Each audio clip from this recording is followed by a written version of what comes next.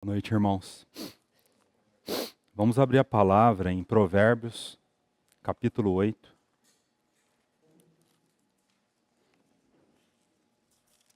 Versículo 22. Provérbios 8, versículo 22.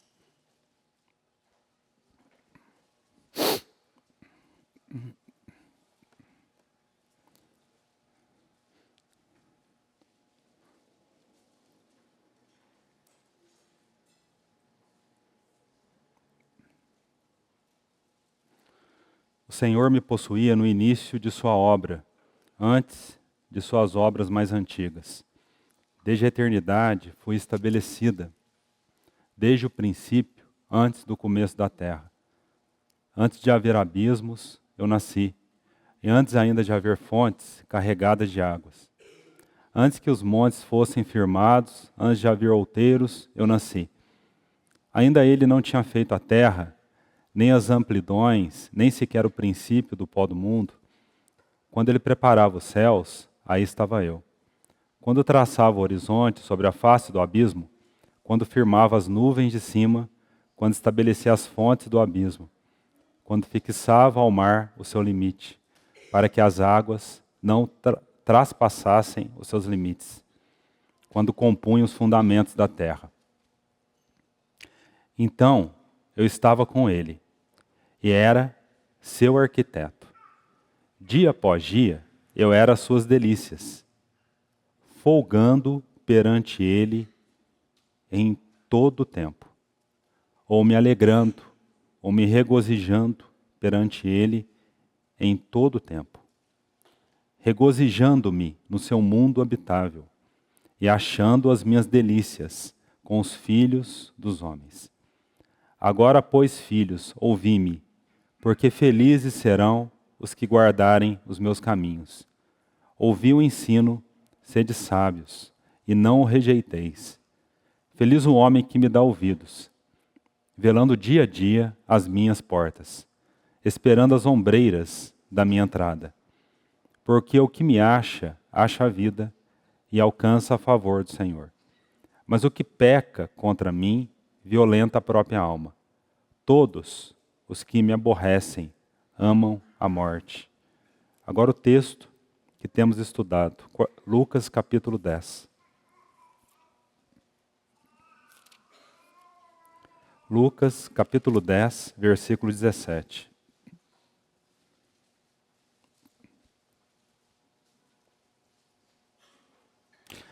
Então regressaram os 70, possuídos de alegria, dizendo: Senhor, os próprios demônios se nos submetem pelo teu nome. Mas ele lhes disse: Eu via Satanás caindo do céu como um relâmpago. Eis aí vos dei autoridade para pisar de serpentes, escorpiões e sobre todo o poder do inimigo, e nada absolutamente vos causará dano. Não obstante, alegrai-vos, não porque os espíritos se vos submetem, e sim porque o vosso nome está registrado, arrolado nos céus. Naquela hora, exultou, regozijou, alegrou-se Jesus no Espírito Santo e exclamou: Graças te dou, ó Pai, Senhor do céu e da terra, porque velaste, ocultaste essas coisas aos sábios e instruídos, e as revelaste aos pequeninos. Sim, ó Pai, porque assim foi do seu agrado. Tudo me foi entregue por meu Pai. Ninguém sabe quem é o Filho, senão o Pai. E também ninguém sabe quem é o Pai, senão o Filho, e aquele a quem o Filho o quiser revelar. E voltando-se para os seus discípulos, disse-lhes particularmente: Bem-aventurados, felizes, os olhos que veem as coisas que vós vedes. Pois eu vos afirmo que muitos profetas e reis quiseram ver o que vedes e não viram, e ouvir o que ouvis e não o ouviram. Vamos orar. Graças sejam dadas a Ti, bendito Senhor, pelo privilégio que o Senhor nos concede nessa noite, para juntos adorarmos o Teu nome e para juntos ouvirmos a Tua voz e para juntos vermos a Tua beleza. Somos bem-aventurados, Senhor, porque temos olhos para ver a Ti. Temos olhos para contemplar a Tua beleza incomparável. Que o Senhor abra os nossos olhos para vermos a Ti e prostrarmos aos Teus pés. Pedimos o Teu prevalecer nessa noite sobre as nossas vidas, sobre todo o nosso ser. Senhor, guarde-nos de distrações. O Senhor possa prevalecer sobre o cansaço do nosso corpo, prevalecer sobre uma mente atribulada, sobre uma dor física. Senhor, reconhecemos que Tu és o Senhor, do céu e da terra. Por isso, que o Senhor prevaleça em tudo e em todos nessa noite, para a glória do Seu nome. Em nome de Jesus. Amém. Irmãos amados, na última quarta-feira, o Renan, ele concluiu a sua ministração aqui no versículo 20. E é daqui que eu queria partir como introdução.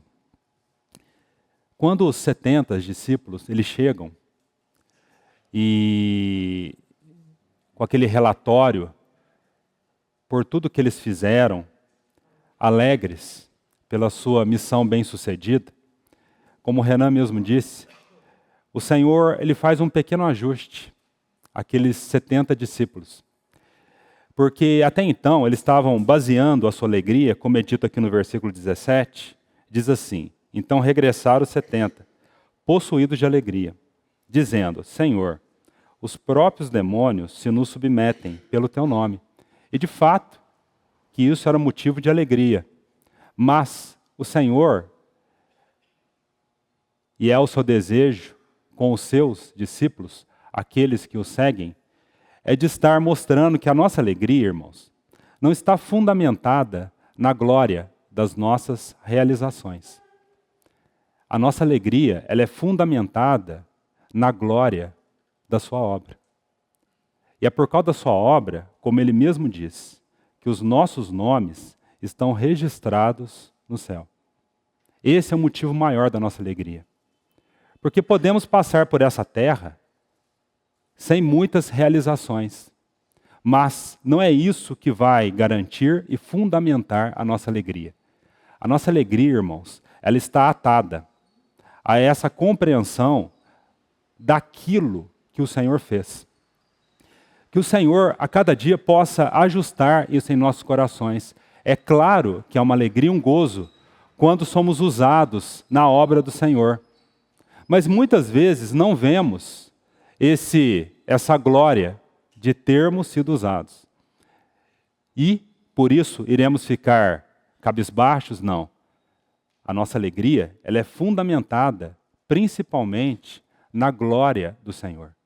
Por quê? É por causa da glória daquilo que Ele realizou na cruz que os nossos nomes estão arrolados nos céus. Uma vez perguntaram para um grande médico, ele é muito conhecido na história da medicina, se eu não me engano o nome dele é James Young Simpson. James Young Simpson. Depois vocês consultam, o Renan ou o Fabinho. E ele foi muito... Seu nome é arrolado na história da medicina pelo fato dele ter contribuído muito pelo uso dos analgésicos, né? Uma grande contribuição na história da medicina. E perguntaram para o senhor James Young, qual que foi a sua maior descoberta? Né? Alguém perguntou para ele, talvez um jornalista, e esperando que esse médico respondesse que a sua maior descoberta foi a descoberta de um analgésico, né? Tão útil na história da humanidade. Sabe o que ele respondeu? Ele respondeu assim: a minha maior descoberta foi descobrir que Jesus é meu Salvador. Para ele, a glória não era o que ele fez, e olha que era algo grandioso, Mas isso que foi grandioso para a humanidade era irrisório diante da glória maior, do nome dele estar arrolado nos registros celestes. A glória para ele não é o seu nome estar arrolado nos registros da medicina, mas estar arrolado no registro do céu. Amados irmãos, qual é o fundamento da sua alegria? O Senhor, de maneira clara, diz assim: alegrai-vos. Parece tão estranho o Senhor falar essa palavra naquele contexto ao qual ele estava sendo rejeitado e, cada vez mais, a visão do Calvário crescia aos olhos do Senhor. Parece um paradoxo o Senhor dizer: alegrai-vos diante daquele contexto. Mas, irmãos, quanto mais compreendermos que a nossa alegria não é fundamentada nas coisas que fazemos ou vemos nessa terra, mas sim naquilo que o Senhor fez, nós entendemos por que o Senhor disse essa palavra, alegrai-vos.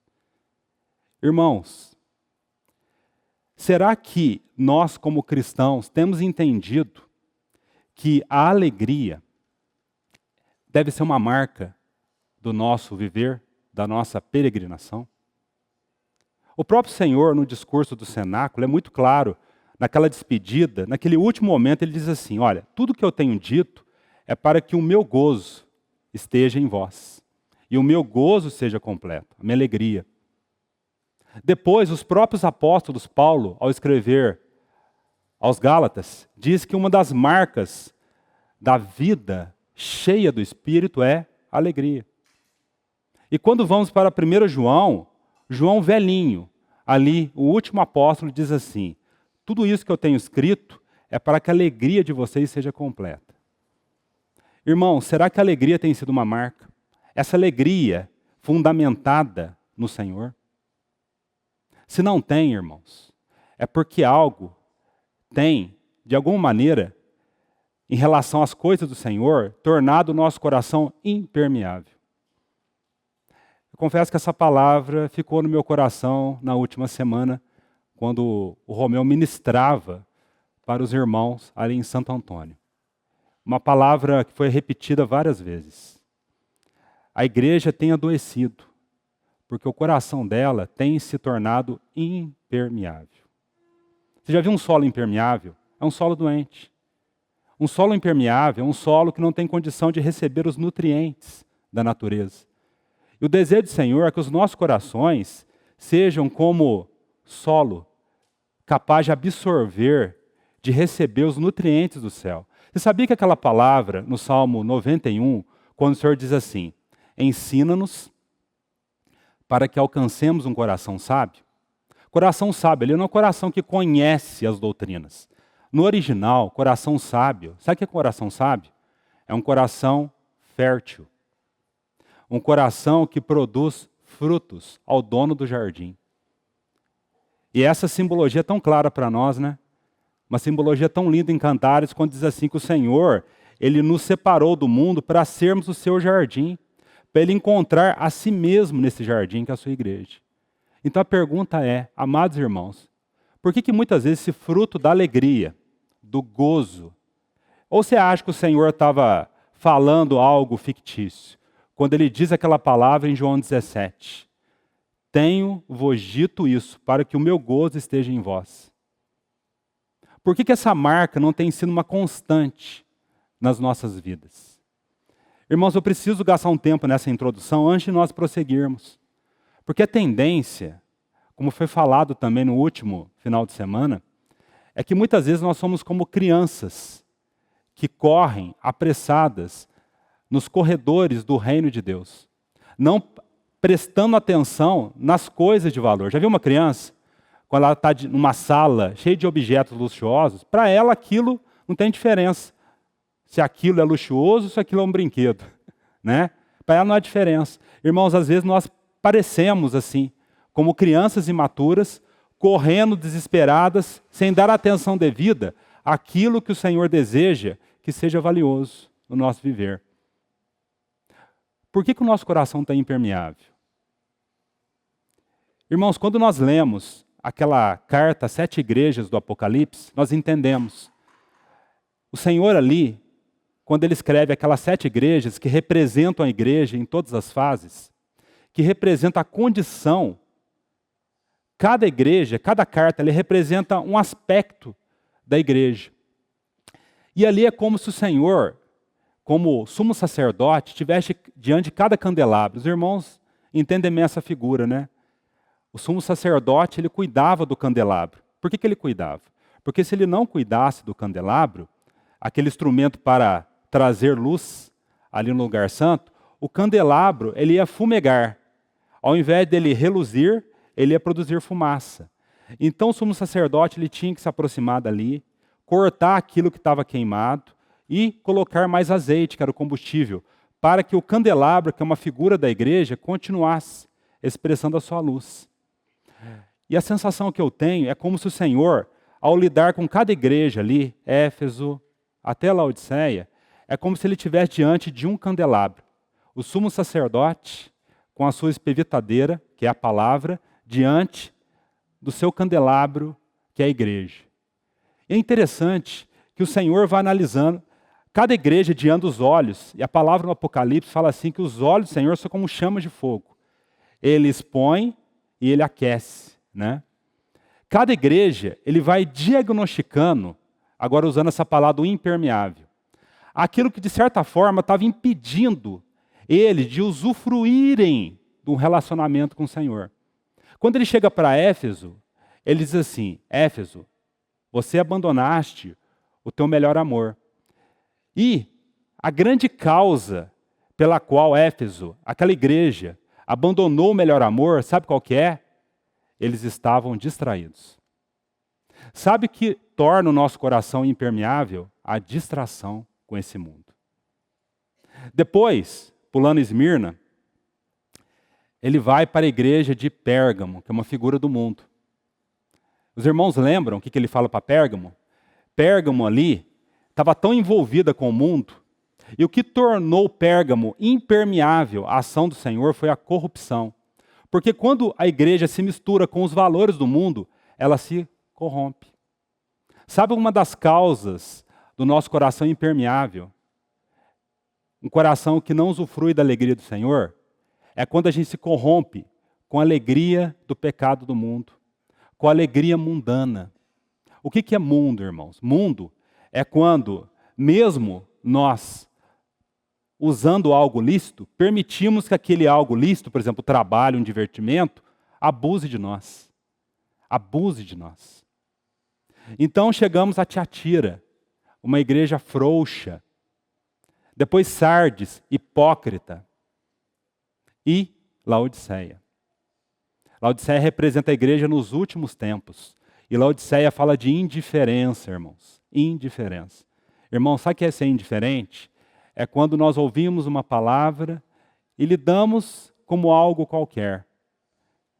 Chegamos numa reunião da ceia como mais uma reunião da ceia. Irmãos, não deveria ser assim. Isso é indiferença.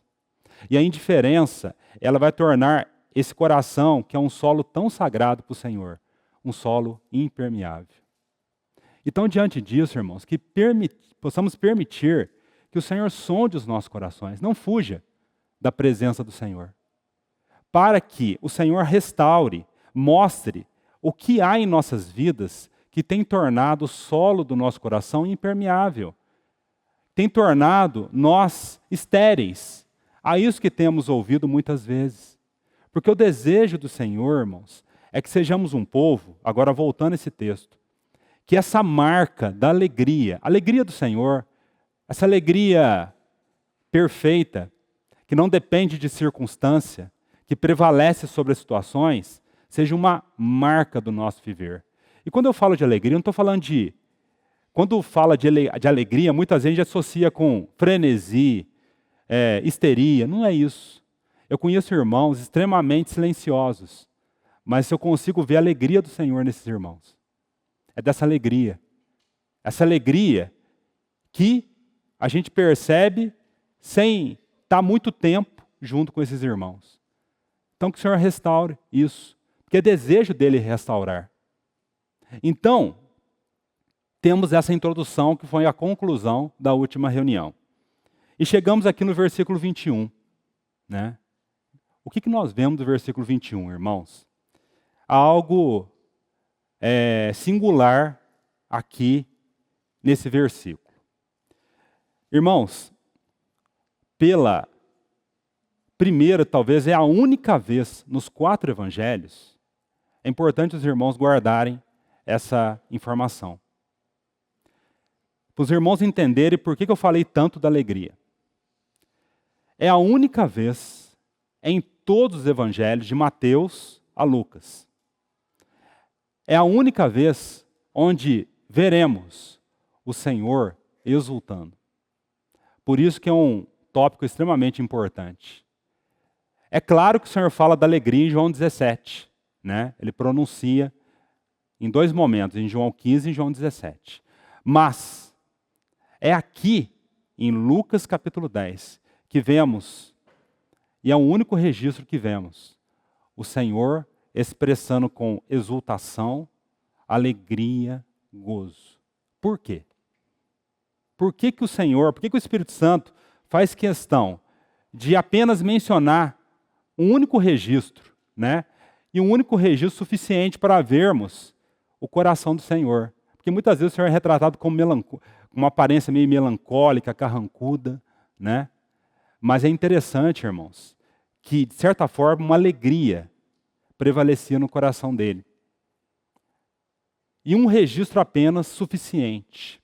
Por quê, irmãos? E por que precisamos fazer esse link com o que nós falamos no início, né? Com o que foi a nossa introdução? Sabe por quê, irmãos? Porque se o Senhor, como é retratado aqui, ele tinha essa alegria, e o desejo dele é que nós vivamos nessa terra como ele viveu. Né? Tudo que o Senhor pede não é nada diferente de como ele viveu. Por isso, somos chamados cristãos. Vivemos de acordo com o seu caminhar. Expressamos o seu caráter. Por isso é um contra-testemunho, irmãos. Quando nós vivemos nessa terra, quando se prevalece no nosso viver qualquer coisa diferente do que essa alegria. Aí você fala assim, você não conhece a minha vida, você não conhece o meu passado, você não sabe o marido que eu tenho, a esposa que eu tenho. Irmãos, o que foi falado no início? A glória do nosso viver está atada, não aquilo que nós fazemos ou que fizeram para nós. A glória do nosso viver está ligada àquilo que o Senhor fez por nós. O fato do teu nome, do meu nome, está registrado nos céus. Não se esqueçam disso. Não seja como uma criança que corre apressada num museu repleto de objetos preciosos. Há muitas coisas preciosas que precisamos atentar. E aí vem outra coisa importante, irmãos. Que o Senhor precisa restaurar, uma joia que o Senhor precisa, mais uma vez, restaurar do nosso viver, a meditação. Meditação. Sabe o que é meditação? É aquela condição que o Senhor nos dá para que o que é revelado seja assimilado. É permitirmos que a verdade adentre dentro de nós. É permitirmos que a nossa mente, que é um baú aos olhos do Senhor, não uma lata de lixo, é um baú, seja cada vez mais repleta das verdades. Que o Senhor nos ensine a arte de meditar. Agora não temos tempo de falar sobre isso, mas que os irmãos busquem diante do Senhor o que é essa meditação bíblica. E o que nós vemos aqui, irmãos? O meu encargo é falar dessa alegria do Senhor, como foi registrado em Provérbios capítulo 8, né? Quando é mostrada a sabedoria personificada. Então, versículo 21. Como que é dividido aqui, irmão? Do versículo 21 ao versículo 24. O versículo 21, nós podemos mostrar que a base da alegria do Senhor, desse homem perfeito, era o seu pai. Aquilo que o pai era. É o que vemos aqui no versículo 21. Depois, no versículo 22, o Senhor vai mostrar o relacionamento com o seu pai. E depois, no versículo 23, né, a alegria de ver os seus sendo abençoados, bem-aventurados. A alegria do Senhor permeia esses 3 versos, irmãos. A alegria do Senhor. Então, no primeiro momento, versículo 21. Em que sentido, irmãos, nós podemos ver por que o Senhor exultou? No versículo 21, ele vai falar de quem é o Pai. É interessante, irmãos, que é a primeira vez também aqui, é a primeira vez, e há apenas 5 menções no Evangelho de Lucas, onde vemos o Senhor se referindo ao Pai diretamente, como aqui, quando ele diz assim: graças te dou, ó Pai.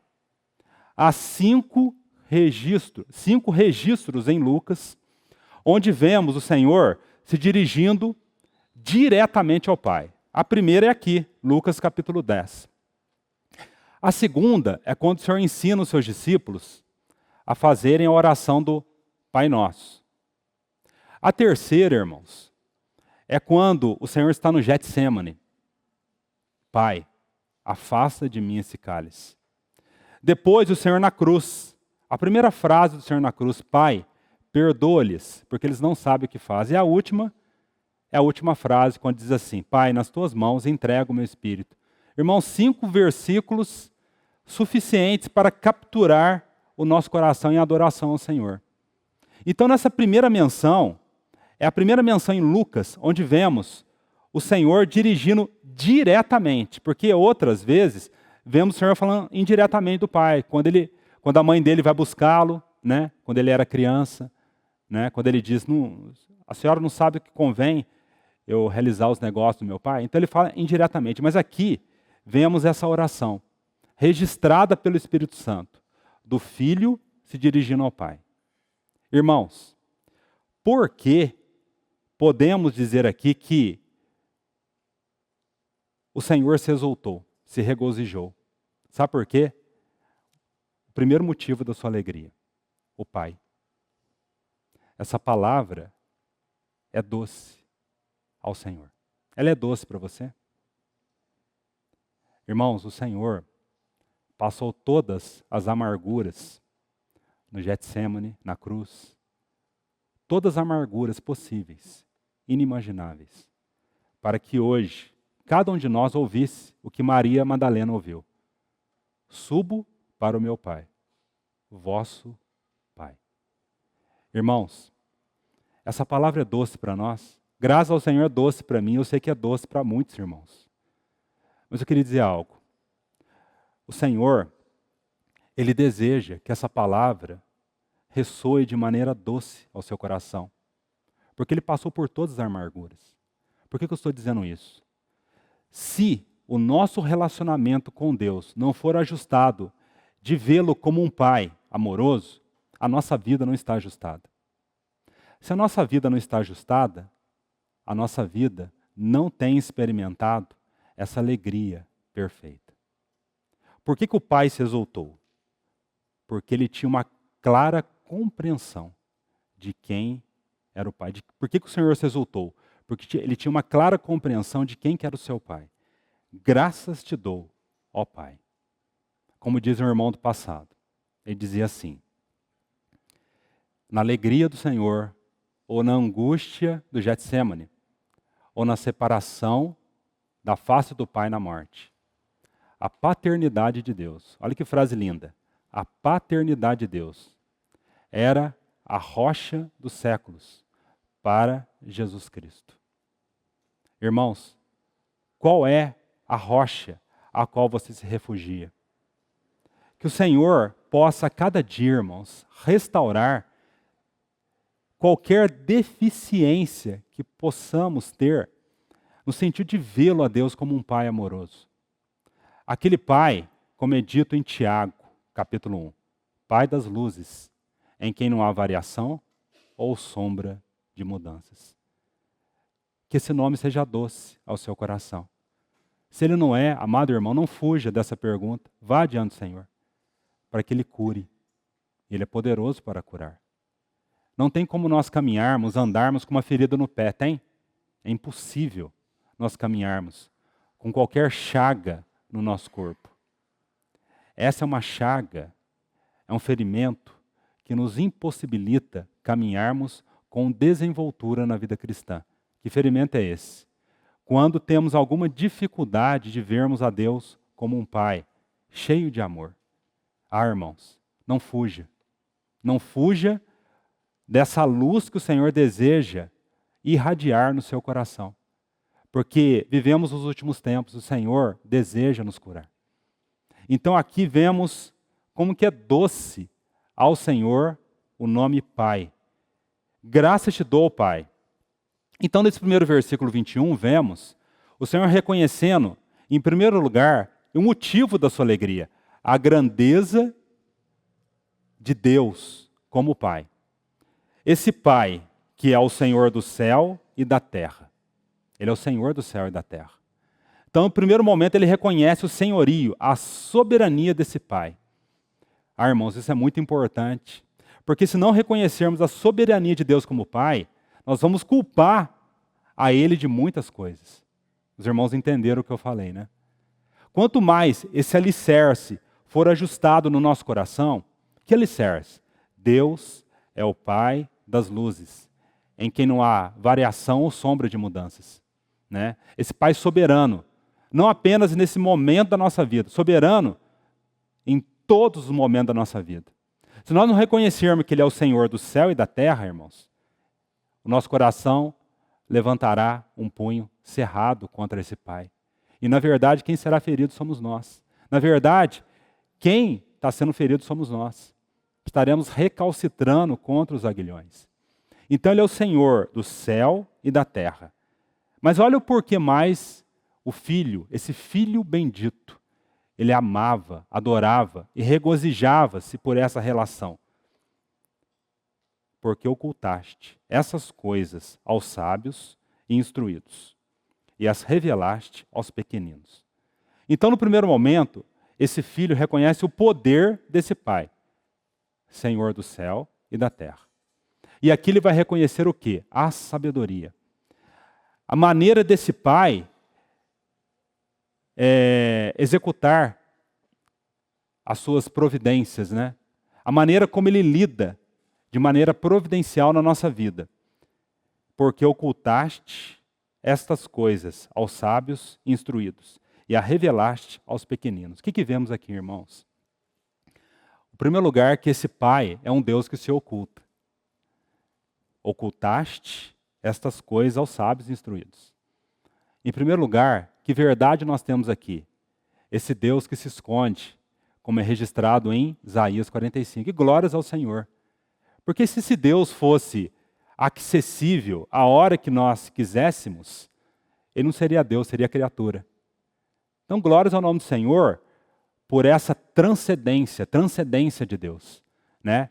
Esse Deus, no sentido que não depende da hora que o homem quer, do jeito que o homem quer. Ele se oculta dos sábios e instruídos.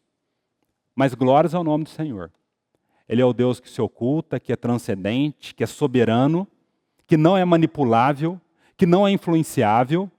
Que segurança para o nosso coração, né, irmãos? Seria estranho, né? Se nós conseguíssemos responder todas as perguntas, né? Imagine se Jó conseguisse responder todas aquelas perguntas que Deus falou naquele turbilhão, né? Que segurança nós teríamos nesse Deus? Um Deus igual a nós, né? Um Deus tão influenciável, tão manipulável, tão controlável, né? Que segurança, né? Se eu não me engano, o Gilbert Chesterton dizia assim que eu prefiro os enigmas de Deus do que as soluções dos homens, né? Que descanso saber que Deus é tão soberano, né, irmãos? Tão soberano. Mas glórias ao nome do Senhor também, porque Ele se revela aos pequeninos. É um Deus que se dispõe a se inclinar. Mas o que aprendemos mais aqui, irmãos? Será que Deus está, de alguma forma, desprezando a sabedoria e a instrução? Quando Ele diz assim, ocultaste essas coisas aos sábios e instruídos? Não. Ele é o Deus da sabedoria. Provérbio diz assim, compra sabedoria e instrução. Pelo contrário, Ele não está desprezando a sabedoria e instrução. O que a palavra está dizendo é que a sabedoria humana do mundo, né, ela não é base para conhecermos a Deus. Né? A sabedoria da ciência, que tenta colocar Deus na caixa da ciência, né, ela nunca vai nos levar até Deus. Né? A sabedoria da religião, né, como foi mostrado em Gênesis, né, quando Adão e Eva tentou cobrir a sua nudez com aquelas folhas de figueira, o que elas são diante de Deus? Então, o Senhor está dizendo, olha, o Senhor vai se ocultar contra toda soberba humana. Porque a sabedoria e o conhecimento do homem é soberba. Né? Então, através da soberba, através dos recursos humanos, nós nunca conheceremos a Deus. Agora, por outro lado, quando o Senhor diz assim, e as revelaste aos pequeninos, aí está a sabedoria de Deus, o princípio da revelação. Esse princípio que veremos com mais clareza à medida que formos seguindo. Quem que são os pequeninos? Os pequeninos são aqueles que reconhecem que nada são, nada têm, nada possuem. E dependem inteiramente de Deus. Irmãos, quanto mais nós vivermos uma vida em inteira dependência, como uma criança, como um recém-nascido, aqui pequeninos, são aquelas crianças que nem conseguem falar uma palavra, né? Que precisam da ação do seu pai e da sua mãe. Esses pequeninos, né? Esses pequeninos não conseguem viver por eles mesmos. Irmãos, na verdade, todo homem é assim. É interessante, né? Todo homem é assim, né? Seja ele erudito, seja ele com as posses que ele tem, ele é frágil, indefeso. Mas a questão, esses pequeninos são aqueles que reconhecem a grandeza de Deus. Irmãos, quanto mais nós vivermos nessa terra, essa maneira totalmente dependente, como o próprio Senhor agiu dessa maneira, ele diz em João que ele não agia de maneira independente. Ele fazia aquilo que ele viu o Pai fazer. São esses pequeninos, é o modus operandi do Senhor. É esses a quem o Senhor vai se entregar, os pequeninos. Aqueles que reconhecem que Ele é o Senhor da terra, a sua grandeza. Irmãos, será que o Senhor, nesses últimos dias, tem alcançado essa condição no nosso coração? Sabe por que eu estou falando isso, irmãos? Para a sequência do versículo. Como que o Senhor termina o versículo 21? Sim, ó Pai, porque foi do teu agrado. Porque foi do teu agrado. O que agradava o Pai? Era essa maneira dele operar. O Deus que se oculta, né? Que despreza a sabedoria humana. Essa sabedoria que despreza a Deus, mas que se entrega às suas crianças. Que se entrega a um coração contrito e abatido. Que se entrega àquele coração que reconhece, Senhor, eu nada sou, nada posso, nada tenho. Eu sou a tua viúva nessa terra. Eu não tenho nada, eu só tenho a ti. Aquele coração, como é dito em Crônicas, né? Aquele coração totalmente dependente do Senhor. É esse coração dos pequeninos. Por que eu estou dizendo isso, irmãos? Porque nós só iremos agradar do caminho do Senhor, como o Filho se agradou. Sim, ó Pai, porque foi do teu agrado. Se é do agrado do Pai, era do agrado do Filho. Os irmãos estão vendo por que era a alegria do Senhor, era uma alegria, essa alegria aqui, era tão visível, né? O motivo, o fundamento da sua alegria, de ter esse Pai a qual ele pertencia, né? E tudo que agradava o Pai, agradava o Filho, né? Irmãos, nós só iremos ver que a maneira como o Senhor está lidando com a nossa vida é do seu agrado, e isso vai nos agradar, se nós reconhecermos essa soberania do Senhor, essa maneira do Senhor lidar. Se nós não vermos essa soberania do Senhor, irmãos, nós iremos desagradar dos caminhos de Deus. Nós não iremos usar essa exclamação, sim, ó Pai, foi do teu agrado. A maneira a qual o Senhor me usou na minha vida para conhecer a Ti. Assim, Pai, foi do Teu agrado. Sabe aquelas questões que fogem ao nosso controle? Uma doença, uma perda. Quantos irmãos aqui passaram por perda? Quantos irmãos aqui estão passando por aflições? Né? Até mesmo que nós não conhecemos. Será que a nossa oração termina assim? Sim, ó Pai, foi do Teu agrado? Irmãos, as nossas orações só irão terminar dessa maneira se nós vermos o Pai como o Filho bendito está vendo. O F.B. Meyer, um grande gigante na história da igreja, uma vez ele contou uma história muito linda.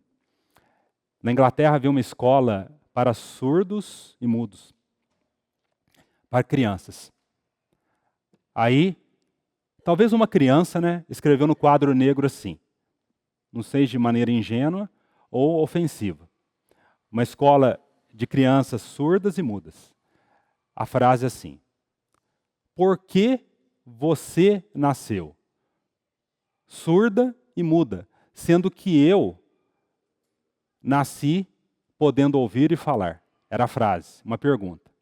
Por que que Deus fez você nascer surda e muda, sendo que eu nasci podendo ouvir e falar? Era a pergunta. A resposta de uma criança, dessa criança surda e muda. Sabe o que ela escreveu? Escreveu o final do versículo 21. Sim, ó Pai, porque assim foi do seu agrado. Uma criança. Irmão, será que nós reconhecemos nas adversidades que têm acontecido em nossa vida a mão do Pai? Se nós temos visto a mão do Pai, não a mão das circunstâncias, do acaso, a nossa oração, a nossa exclamação não será murmuração, será sim, ó Pai, assim foi do seu agrado. Irmãos, o Senhor quer ouvir essas orações dos seus pequeninos aqui reunidos. Que o Senhor corrija a nossa visão, irmãos, para vermos que a maneira a qual o Pai lida conosco é aquela maneira de Tiago, Pai das luzes, em quem não há variação ou sombra de mudança.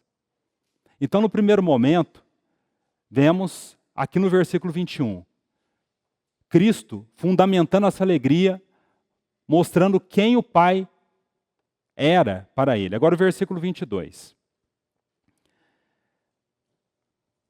Segundo motivo da sua alegria, aquilo que o Pai confiara a ele. A sua relação com o Pai. No versículo 21, ele mostra a pessoa do Pai. Aqui no versículo 21, ele vai mostrar como é a sua relação com o Pai. Essa relação bendita. E eu não tenho condições, não é de tempo não. Eu reconheço que eu não tenho condições de extrair toda a beleza desse versículo 22. Mas eu quero apenas extrair uma frase, assim como ele inicia. Tudo, então ele fala desse pai a quem esse filho se agrada, de tudo aquilo que o pai se agrada. Ah, irmãos, que coração. É esse coração que o Senhor deseja de nós. Não um coração que desagrada daquilo que o pai agrada, né? É um coração que agrada da vontade do Pai, nesse momento que temos vivido. Ah, irmão, Senhor, renove a nossa mente, a nossa compreensão, né? Então, o versículo 22. Tudo me foi entregue por meu Pai. Esse Pai, que é o Senhor da terra, esse Pai que faz tudo como lhe agrada, é meu Pai. Por isso, aquilo que eu falei no início, irmãos, é meu Pai. Ninguém sabe quem é o Filho, senão o Pai, e ninguém sabe quem é o Pai, senão o Filho, e aquele a quem um Filho o quiser revelar. Essa primeira expressão, primeira parte do versículo 22. Tudo me foi entregue por meu Pai. Irmãos, o que o Senhor quer dizer com essa expressão? Tudo me foi entregue por meu Pai.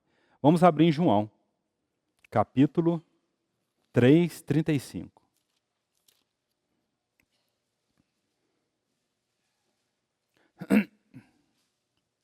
João 3, 35.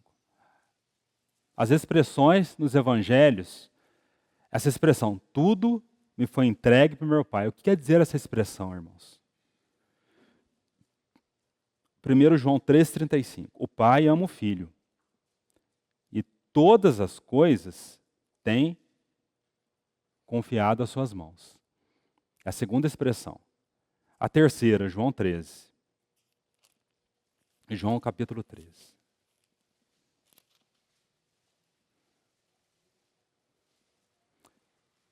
Os chamados discursos do cenáculo, né, os últimos momentos do Senhor nessa terra.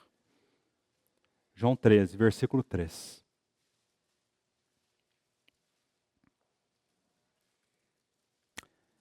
Sabendo este que o Pai tudo confiara às suas mãos, e que ele viera de Deus e voltava para Deus, e nós sabemos o que o Senhor irá fazer? Vai lavar os pés dos discípulos. Irmãos, há 3 menções na palavra dessa expressão. Do pai confiando algo nas mãos do filho. O que significa isso, irmão? Sabe o que significa? O que significa essa expressão todas as coisas? Significa todas as coisas. Literalmente, o Senhor não está usando nenhuma figura, não. O Senhor está dizendo assim, que o pai confiou tudo nas suas mãos. Sabe o que é tudo? Significa tudo que há no céu e tudo que há na terra. Tudo que há no tempo. E não apenas tudo que há no tempo, tudo que há na eternidade. Tudo, irmãos. Até mesmo as coisas que não sabemos. Só essas 2 coisas fazem nós perdermos o fôlego quando nós pensamos. Alguém cujas mãos têm tudo. Tudo que há na terra, no céu, no tempo e na eternidade. E poderíamos avançar. Você consegue meditar nisso, irmãos? Esse que tem essa compreensão que tudo está nas suas mãos, e sabe por que o Pai tudo confia às suas mãos? Quando você confia algo a alguém, porque você reconhece que essa pessoa, ela tem condição de executar, né? Quando você entrega algo ao seu funcionário, ao seu filho, né? Porque você reconhece que aquela pessoa, ela vai executar, né? Ou vai cuidar do que você está entregando, né? Então você vai entregar algo, né? Porque você entende que a pessoa vai cuidar daquilo. Ou que a pessoa vai executar aquilo. Então, em outras palavras, o filho está dizendo assim, o pai entregou na minha mão. Né? Isso significa que esse filho, tendo tudo nas suas mãos, ele vai executar tudo. Vai executar a salvação. Vai edificar a igreja. E como dito em 1 Coríntios 15, vai entregar o reino do mundo a Deus. Esse que vai executar todas as coisas, irmãos. Esse que tem tudo nas suas mãos. Esse que, em poucas palavras aqui, o Espírito Santo está dizendo que ele é a majestade, que é o Rei dos Reis, Senhor dos Senhores, né? Este pede o nosso coração. Você consegue ver esse contraste? Esse que tem todas as coisas, tudo que você possa imaginar. Humildemente, ele pede, dá-me, filho meu, teu coração. Irmão, se nós reconhecermos, de fato, essa verdade do senhorio de Cristo, irmãos, se o nosso coração for capturado, irmãos, nós deixaremos de dar trabalho a esse que pede o nosso coração. Irmãos, que humildade. Esse Senhor tão majestoso, mas tão humilde em pedir o nosso coração. Tão humilde de se colocar de fora da porta da igreja em Laodiceia, aquela igreja tão indiferente, tendo todo o direito de arrombar aquela porta, e ninguém poderia falar nada. Quem poderia falar? Qual anjo? Qual ser? Mas humildemente se coloca fora da porta e bate. E ainda diz assim, se alguém ouvir a minha voz. Irmãos, essas coisas precisam penetrar, não nas nossas emoções. Elas precisam arrombar a nossa vontade. O Senhor precisa, através da sua palavra, trabalhar nesses corações impermeáveis. Esse coração impermeável nosso está nos adoecendo, irmãos. Nós não podemos brincar de ser cristão. Isso que está registrado na palavra não faz de conta, não é para inglês ver, como se diz por aí. Isso que está registrado na palavra, passarão o céu e a terra, mas as minhas palavras não passarão, isso não é brincadeira. Esse Senhor aqui que está dizendo, o Pai confiou tudo nas minhas mãos, é o Senhor das nossas vidas. E Ele pede os nossos corações. Irmãos, precisamos reconhecer isso urgentemente. Para a glória do nome do Senhor. Então, nessas poucas palavras, vemos esse título desse Senhor, quando ele diz assim, nas minhas mãos estão todas as coisas. Então, voltemos a Lucas. Lucas, e ele diz assim, ninguém sabe quem é o filho senão o pai, e ninguém sabe quem é o pai senão o filho. Irmão, só essa parte aqui é tempo para nós ministrarmos, eu não quero, não é meu encargo determos aqui. São assuntos que nós vamos caminhar ainda, né? À medida que andarmos em Lucas e principalmente no Evangelho de João. onde essa relação da Trindade é mostrada com tanta graça, né? E ninguém sabe quem é o Pai, senão o Filho. Agora, essa última expressão, e aquele a quem o Filho o quiser revelar. Aqui vemos a autoridade, né? O poder. Quando ele fala dessa relação, ele mostra que ele é co-igual com Deus, né? Ao mesmo tempo distinto, Pai e Filho. Mas aqui, e aquele a quem o Filho quiser revelar, né? É dada a ele a autoridade para revelar. Isso significa o quê, irmãos? Significa que Cristo é o único caminho para usufruirmos das bênçãos que há na Trindade, da comunhão que há na Trindade. Quando ele diz assim, e aquele a quem o Filho quiser revelar, significa que ele é o caminho. Significa que através dele nós somos abraçados para dentro da Trindade, para a comunhão da Trindade. É claro, nunca seremos como a Trindade, né? Mas o Senhor deseja, pela sua obra, à medida que nós cremos e andemos com Ele, experimentemos esse abraço. Ele é aquele que vai nos abraçar para experimentarmos a comunhão na Trindade. E aquele a quem o Filho o quiser revelar. Irmãos, há um mistério aqui. É claro que isso aqui toca a eleição, né? E quanto a esse assunto da eleição, ele é depreciado, né? Ou ignorado, né? Mas o que importa não é decifrarmos esse mistério, né?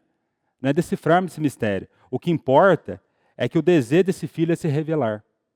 E sabe o que vem depois dessa palavra revelar? Não é o que está escrito no versículo 23. Agora precisamos ir em Mateus, capítulo 11.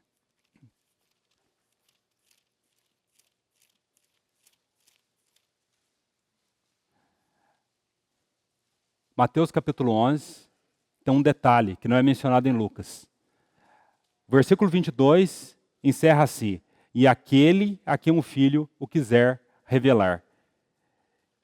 E olha só, Mateus capítulo 11, versículo 25. Porque por aquele tempo exclamou Jesus, graças te dou, as mesmas palavras, ó Pai, Senhor do céu e da terra, porque ocultaste essas coisas aos sábios, instruídos, e a revelaste aos pequeninos. Sim, ó Pai, porque assim foi do teu agrado. Tudo me foi entregue por meu Pai. Ninguém conhece o Filho, senão o Pai. Ninguém conhece o Pai, senão o Filho. E aquele a quem o Filho o quiser revelar, né? Aquele a quem o Filho o quiser revelar. Olha agora, irmãos.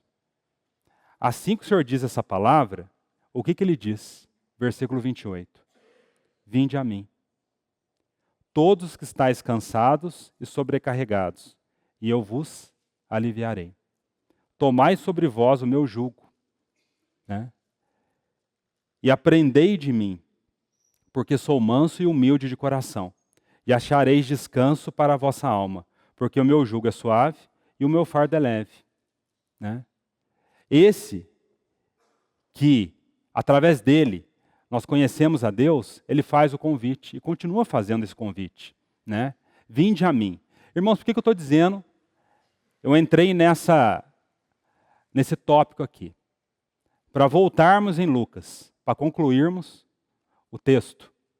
Assim que vem essa frase, e o Filho a quem quiser revelar, o Filho faz esse convite, né? Esse convite que é pronunciado ao longo desses 2000 anos, né? Ao longo desses séculos. Vinde a mim. A quem? A este Filho. Todos que estáis cansados e sobrecarregados, e eu vos aliviarei. Quando ele diz assim, tomai sobre vós o meu jugo e aprendei de mim, né? O que ele está querendo dizer? Se nós não aceitarmos a vontade do Senhor, o jugo fala de aceitarmos a vontade do Senhor, nós nos colocaremos debaixo de outro jugo. E esse jugo, tudo aquilo que nos oprimir, que não for a vontade do Senhor, pelo contrário, a vontade do Senhor não nos oprime, isso vai gerar sobrecarga, cansaço, né? Por exemplo, a sabedoria do homem, como ele mesmo diz, que Deus oculta, né, aos sábios e instruídos, né? Quando nós nos colocamos debaixo da sabedoria e instrução do homem, Nós estamos sob o jugo do homem do mundo. Isso gera sobrecarga, cansaço. Tomai sobre vós o meu jugo e aprendei de mim. Aprendei. O que significa essa expressão? Aprendei de mim. Irmãos, você quer conhecer a vontade do Senhor? E nós veremos a sequência disso. A única maneira para nós continuamente estarmos conhecendo a vontade do Senhor, tendo essa revelação tão clara do Senhor, tendo percepção espiritual, é nós aprendermos a colocar sobre nós o jugo do Senhor, submetermos a sua vontade. Irmãos, muitas vezes nós oramos de maneira correta assim, né? Senhor, eu quero conhecer a sua vontade. Eu quero aprender de ti. Eu quero aprender de ti. Aí parece que o céu continua de bronze. Parece que nada acontece. Sabe por quê, irmãos? Nós só iremos ter essa revelação desse céu aberto, esse conhecimento tão claro da vontade do Senhor, se nós entendermos que essa vontade, o conhecimento da vontade do Senhor, vem acompanhado do jugo do Senhor, da vontade do Senhor. Uma vez um jovem perguntou para uma irmã, como que faz para me conhecer a sua vontade? Como faz para me conhecer a vontade do Senhor? E essa irmã diz assim, 95% é obedecer e 5% é conhecer a vontade. O que ela quer dizer com isso? Você só vai conhecer a vontade do Senhor da maneira que você desejar se você tiver um coração que obedeça, um coração submisso. Irmãos, o Senhor, Ele não desperdiça revelação. É muito claro, irmãos, que quando nós conhecemos o Senhor nos arrebata, nos transporta do império das trevas para o reino da luz, é claro. Mas a revelação no sentido que nos leva ao amadurecimento, à compreensão mais clara do ser de Deus, da sua obra, ela vem acompanhada do jugo, desse espírito de submissão. Se nós não quisermos o jugo do Senhor, nós não teremos o conhecimento da vontade do Senhor. Esse aprendei de mim está associado a tomar o jugo do Senhor. Porque sou manso e humilde de coração. Interessante, né? Por que ele não fala, tomai sobre vós o meu jugo e aprendei de mim, porque vocês vão ser mansos e humildes. É claro, à medida que nós caminharmos com o Senhor vai trabalhar a mansidão. Mas por que ele fala assim? Porque sou manso e humilde de coração. Né? Porque no momento que nós ingressamos no jugo, né, nós colocamos um lado e o Senhor do outro. Né? Quando as pessoas no campo elas vão usar o jugo para arar a terra, elas põem o boi mais velho e o boi mais novo. E o boi mais novo dá muito trabalho para o boi mais velho. Né? Aquele boi mais velho é manso, né? Ele suporta a pressão, e aos poucos o boi mais novo vai acalmando. Né? Esse boi mais novo, irmãos, dá trabalho ao boi mais velho, somos nós em relação ao Senhor. Nós somos agitados, né? Mas a garantia que nós vamos aprender do Senhor, que nós vamos continuar caminhando com o Senhor, é o Senhor. É por causa da sua mansidão e humildade. Irmã, se não fosse a mansidão e humildade do Senhor, nós não estaríamos aqui. Né? Nós não iríamos conseguir perseverar. Né? A condição para aprendermos do Senhor é claro, nos colocarmos debaixo desse jugo, mas glórias ao nome do Senhor. O que vai nos manter, esses bois agitados que somos nós, é a mansidão desse boi mais velho que é o Senhor, que nos suporta a nossa rebeldia, a nossa agitação. Mas, irmãos, que entendamos, o desejo do Senhor é se dar a conhecer. Mas para que Ele se dê a conhecer, nós precisamos aprender a lição que essa revelação, ela vem acompanhada da vontade, de submetermos à vontade do Senhor, que representa o seu jugo aqui. E agora vamos voltar para encerrarmos a Lucas, capítulo 10. E assim que ele pronuncia essas palavras, o que ele diz no versículo 23, para encerrarmos? E voltando para os seus discípulos. Olha que interessante. Possivelmente ele diz essa palavra, vinde a mim, né? Até agora ele está falando para um público mais amplo. E agora, ele volta para os seus discípulos. Irmãos, quem que são os discípulos? São aqueles que se submetem ao jugo do Senhor. Os discípulos são aqueles que aprendem. O que o Senhor diz em Mateus capítulo 11, versículo 28? Aprendei de mim. Para aprendermos dele, termos a sua revelação, nós precisamos estar debaixo do seu jugo. Quem que são os discípulos? Versículo 23. E voltando para os seus discípulos, ou seja, para aqueles que o têm acompanhado no jugo que ele tem colocado sobre eles, aqueles que submetem à sua vontade, esses são os seus discípulos. Irmãos, na vida cristã não há improviso, irmãos. Se nós queremos de fato essa revelação, essa janela aberta do céu sobre nós, nós precisamos submetermos ao jugo do Senhor. Só se aprende na escola de Cristo, seja as instruções de Cristo, a Cristo, se nós entendermos e submetermos a essa lição do jugo. E aqui estão aqueles que submeteram, e voltando-se para os seus discípulos, disse-lhes particularmente: você quer ter aquelas revelações do Senhor, irmão? Então que nós aprendamos essa lição do jugo. A gente não aprende nas reuniões, não aprendemos lendo livros. O aprendizado se dá, claro, através das reuniões, através dos livros, submetendo a esse Senhor. E o que ele diz? Voltando-se para os seus discípulos, disse-lhes particularmente: bem-aventurados, felizes, os olhos que veem as coisas que vós vedes. O Senhor está falando, olha, vocês, por submeterem ao meu jugo, por serem meus discípulos, vocês estão tendo uma percepção espiritual. E nada nesse mundo é mais valioso, irmãos, do que a revelação do alto. Nada nesse mundo. Irmãos, não troque nada por isso, irmãos. Olha o que o Senhor está dizendo. Bem-aventurados, felizes, abençoados são quem? Os olhos que veem. Esses olhos que veem fala de percepção espiritual, as coisas que vedes. Quem são esses bem-aventurados? Os que estão debaixo do jugo do Senhor. Como que poderemos ser bem-aventurados? Nos colocando debaixo do jugo do Senhor. Não há outro caminho, irmãos. E isso vai nos dar esse aprendizado. Bem-aventurados os olhos que veem, as coisas que vedes. Irmãos, a nossa bem-aventurança não está quando os nossos olhos brilham pelas coisas do mundo. A nossa bem-aventurança está quando os nossos olhos brilham pelas coisas do alto. Pelas coisas que são reveladas no alto.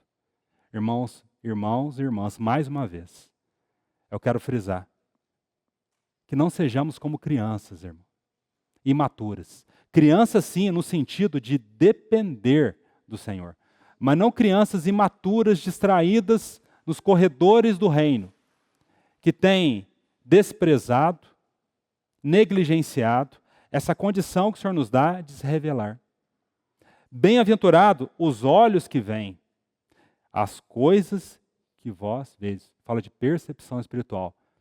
Mas olha que interessante para encerrarmos o versículo 24. Pois eu vos afirmo que muitos profetas e reis quiseram ver o que vedes e não viram, e ouvir o que ouvis e não o ouviram. O que o Senhor está querendo dizer? Primeiro, o privilégio para aqueles discípulos, pela revelação que estava sendo dada a eles, né? Por eles submeterem esse jugo do Senhor. E também o privilégio, por quê? Aqueles discípulos ali estavam tendo a oportunidade de verem coisas esclarecidas, né, que nem mesmo Davi e Isaías teve.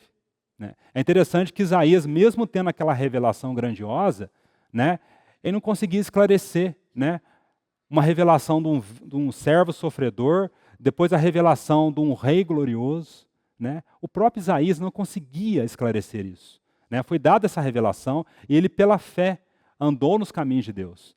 Mas é interessante o privilégio daqueles apóstolos. O Senhor está dizendo, olha, essas revelações estão sendo tão claras para você, e vocês estão numa outra dispensação, que eu vos afirmo que muitos profetas e reis quiseram ver o que vedes e não viram, e ouvir o que ouvis e não ouviram. O que nós vemos aqui? Né? Os santos do Velho Testamento foram prejudicados? Não. Isaías foi? Não. Davi não. Né? Porque a luz que o Senhor deu para Davi e para Isaías, mesmo não sendo tão clara como ele estava dando para os apóstolos, aquela luz que deu para Davi e para Isaías foi o suficiente para eles serem fiéis ao Senhor. Né? Eles andaram pela fé e amadureceram. Né? Agora, por outro lado, quanto mais nós conhecemos, mais a nossa responsabilidade aumenta. Né? Então, a responsabilidade daqueles apóstolos e discípulos era muito grande, porque agora, coisas que não eram tão claras para Davi e Isaías, eram para eles e a exigência era maior. Irmãos, é assim conosco.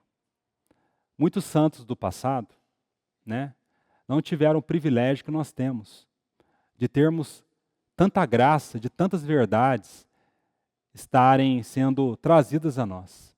Né? Mas, graças ao Senhor, eles andaram conforme a luz que o Senhor os entregou. Mas, o fato de sermos tão privilegiados, irmãos, requer uma responsabilidade muito grande de nós. Então, que estejamos atentos a tudo que o Senhor tem dado a nós. E que o Senhor possa nos curar disso que o Senhor muitas vezes contempla em nossos corações. Esse coração impermeável. Que possamos ir ao Senhor, como Ele mesmo convidou, vinde a mim, para que o Senhor cure os nossos corações, restaure, para que ele seja um coração sábio, um coração fértil, que dê frutos para o Senhor. Que o Senhor nos conduza, irmãos, nesses assuntos que Ele tem trazido com tanta graça a nós. Vamos orar, apresentando as nossas vidas ao Senhor.